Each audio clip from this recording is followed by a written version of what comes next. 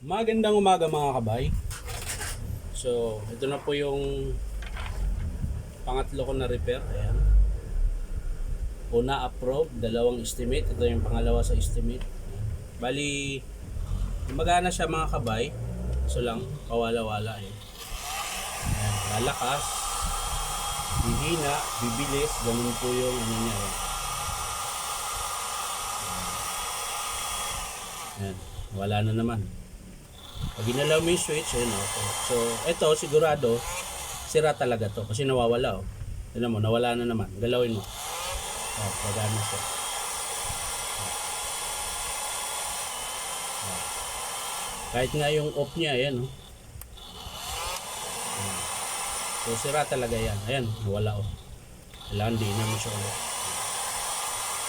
Nga lang, di rin siya nagbabaga at pudpud na yung housing niya. So, titingnan natin sa loob mga kabay para samahan niyo ako. So, ayun na mga kabay, nabuksan ko na po siya. Ayan. So, bali, ang papalitan lang natin mga kabay, ito lang po. Una, yung switch. Ito. Ito po yung switch mga kabay. Nga lang, itong switch na to, buo po siya sa PVC board. Ayan. So, buo po yan pag pinalitan nyo. Wala pong nabibiling ganito lang. Yung switch lang. Tapos, pangalawa yung tube. Ayan. Pudpud na po.